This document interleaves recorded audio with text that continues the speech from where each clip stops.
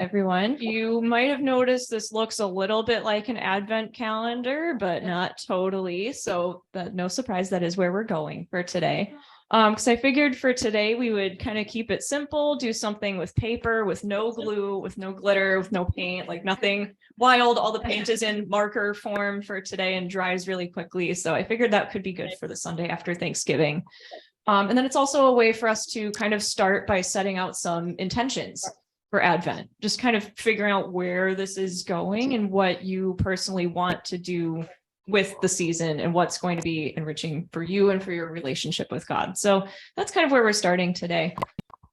So there's a lot of themes of uncertainty, like the gospel today reads as kind of scary, kind of terrifying, really. If you've seen like any of the Marvel movies, it reminds me of there's a bad guy who snaps and like half of everybody disappears. It felt a lot like that. And so that is a kind of a hard way to start a really joyous season surrounded by like all this other stuff with family and giving and presents and shopping and all the other stuff. It's a weird mix. And so in that chaos, I think it feels good to just get organized.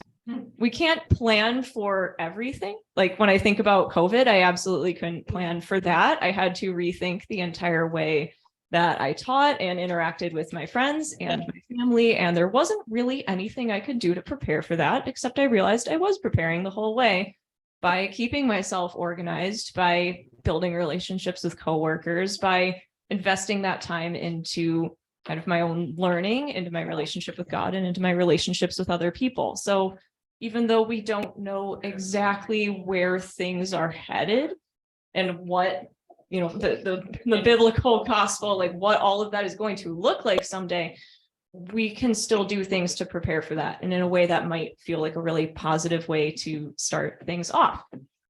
And so this isn't meant to be a checklist. Like our relationship with God isn't a checklist in much the same way, like my relationship with Jake is not a checklist. I don't go, okay, well, I made him tea this morning and then I will say 3 nice things today and then I will give him a hug. And like, I don't check the boxes. They're all things that I want to do that are very genuine for me. And so that's what this is meant to be for you too. So this is an Advent calendar where you consider what can you do to better yourself, your relationship with God, your relationship with your community. How can you do that as a Christian, but in a way that does make sense for you? So not listing things that you think you should be doing because other people do those things, but what works for you? Do you need quiet time with God? Do you need to read the Bible? Do you need a reminder to do your devotional every day? Do you need reminders about like, oh, today is the day when I'm going to make my donation? You've made a plan. So that's what this is all about. So I think there's really kind of 3 categories you could put this into. It could be quiet time with just God. What are you doing during that time? Are you learning about the Anglican rosary and sitting and praying it? Maybe you just do that every single Monday or like every other day. Maybe you just have 1 week of that and then the next week you just move on to something else that makes more sense for you. There's another category. It could be kind of acts of service for other people. Maybe there's something that you are going to remember to do a couple times a month, or maybe every day is a unique act of service and that's all you're going to focus on. And that's how you kind of prepare yourself and prepare others in the Advent season. And then some of that is maybe things just for you that you realize you do need to do to prepare yourself better. And I feel like that one's almost so unique and individual that it's hard to figure out examples for it, but something that maybe you feel like you need to work on for yourself. And it's not to say that you can't also like accompany each thing with like a Hershey's Kiss or a chocolate every day. Like I know this Advent calendar is a lot of things that you are supposed to do, but it's not a lot of giving back to yourself. Like we already have our loose leaf tea Advent calendar at our house. I know I'll be using that too. But this is kind of meant to kind of get you thinking. So a lot of today is going to be spent figuring out those intentions and maybe a little less time on decorating. So I'm going to tell you how this process is going to work. So on the, going to be making this over the course of the month, like, or is this just today? So you'll construct it today, Okay. but you can still continue to fill in some of your intentions and your ideas throughout the rest of the month, especially if it's something where you need more quiet time by yourself to do that, which I know is how I am. I know I would not finish this today if I was doing it. but at least constructing it today would probably be a good idea because I'm going to take this stuff home when I leave. So here's what I'm thinking. So we have one template to get this done. What you're doing is basically you're starting with some kind of backing piece of paper. I just brought a ton.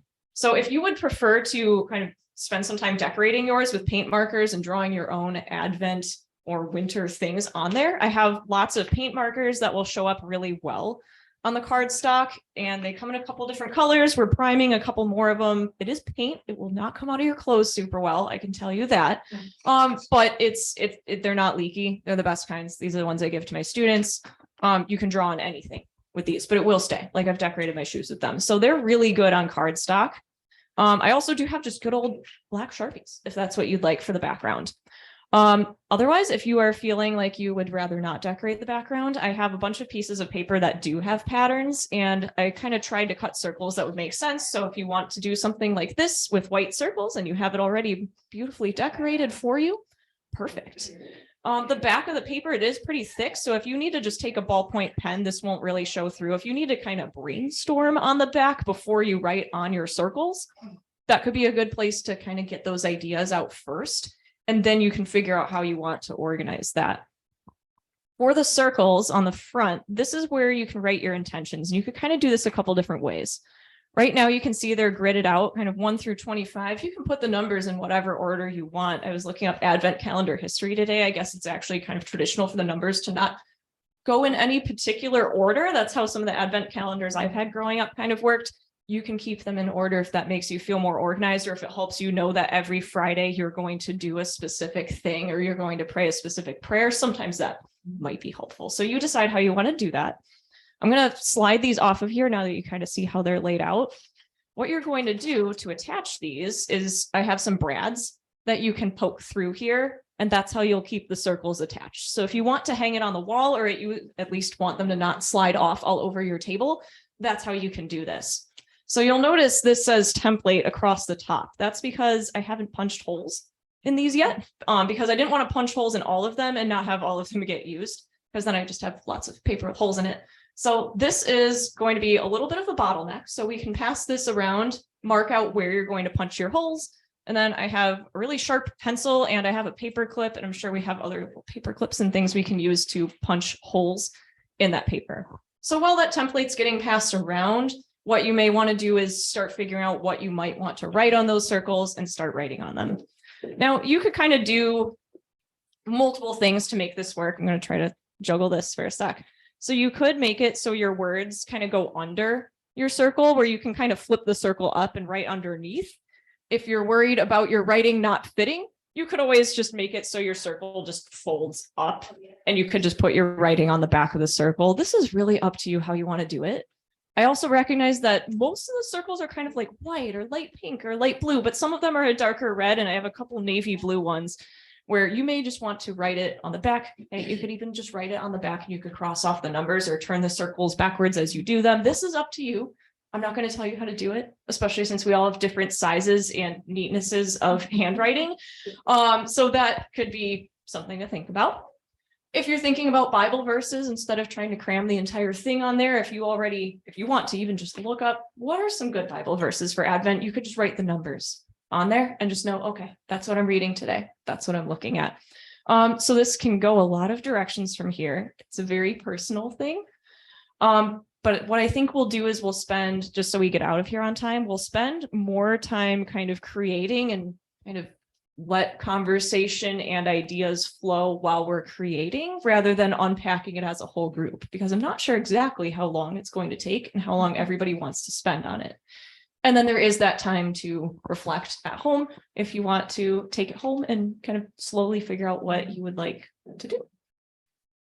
I'm not used to talking that much in one verse. So the circles all cut, or are we cutting around circles? So they're all cut. So I have them in this Merry Christmas bag right here. So I took out all the red ones because they match, but I have white, light blue, silver, gold, all sorts of colors. So I think what I'll do is we'll spread these out maybe at this bigger table and then that round table to give us a little bit more room to work and spread out the circles. Some colors like red, I cut out exactly 25. So if you want them all to match, you're going to have to get on that really quickly or play rock, paper, scissors on it. I think sometimes it's nice to have them be a couple different colors. Like I think silver and white and red could look kind of nice all on the same calendar. So if you wanted to kind of spread out a couple different colors, like these kind of all look nice on that backdrop. So you could do something like that, especially if someone takes one of your red circles, then you may want to kind of spice it up and make a pattern or scatter them randomly, whatever's going to work for you. So that I think covers it. Do we have any questions about how this is going to work? You're all kind of going at your own pace. Some people might be writing on circles while other people are picking their paper while somebody else is using the template to jot stuff down and mark their circles. So, and I'll just be floating. Making the holes, or we're gonna be making. You can make the holes, but if you're nervous, I can help you make the holes. I'm just here to float We're around. just gonna mark. We're gonna put our Yes. piece of paper under this, Mhm. and then we're just going to mark Mhm. with whatever. Yeah. So we know where the holes Yeah. go. Just so it guarantees they all fit on there. You don't have to use the template. You could scatter, you could make them into a spiral or whatever shape you'd like. I just feel like this is going to make people feel better about actually fitting all of these circles onto that paper. Cool. Cool.